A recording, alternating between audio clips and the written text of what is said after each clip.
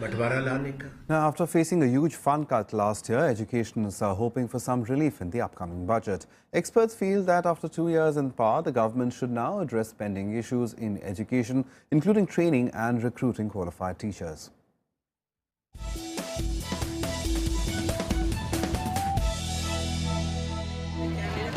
Universal education for students up to 18 years, more financial transparency in Sarv Shiksha Abhiyan are two key expectations from the upcoming union budget.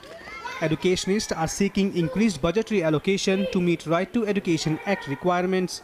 They have to expand this RT from pre-primary to higher secondary education. और 18 साल तक के बच्चों को शिक्षा के दायरे में इनको लाना होगा और आरटी को ही एक्सपेंड करना, क्योंकि आरटी के अलावा और हमारे पास कोई जरिया नहीं है जिसमें विद इन टाइम फ्रेम हम अपने स्कूल्स को और इनरोलमेंट्स को और रिटेंशन को कायम कर सकें. Other focus areas remain the poor teaching quality, access and innovation. Last year, the government brought in initiatives like the school assessment program and the Pandit Madan Mohan Malviya new teachers training program to address shortage of quality teachers in both rural and urban areas. Despite them, the nation still needs 9.4 lakh new teachers. We need to relook at how we are training our teachers, the teacher educator programs. So it starts from there.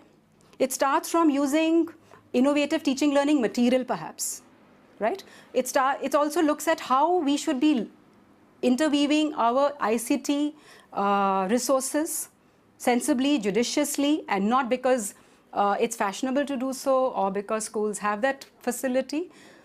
It comes down to how do we do our assessments. So it's a kind of a cyclic process. Another worrying feature for the government is the poor educational outcomes. Only 48% of class 5 students can read a class 2 text, while 37% government primary schools do not comply with 30:1 pupil-teacher ratio. 60 lakh children are still out of school. Building a school and enrolling children into school is not the end in itself. Ensuring that children get an education is the main objective. And I think on that, the Sarv Shiksha Abhiyan failed miserably. And that's a fairly complicated narrative, as you know, because the Right to Education also was enacted in 2010 that had some very clear direction for schools on achieving a certain set of infrastructure norms. And as many, including myself, have critiqued the Right to Education, that it stopped at infrastructure norms and didn't actually focus on the big question of learning. In the background of the emphasis on skill education and other initiatives, the low levels of learning are a challenge for both the state and the centre in arranging resources and monetary support. A bigger cause for concern is monitoring and maintaining accountability at every level.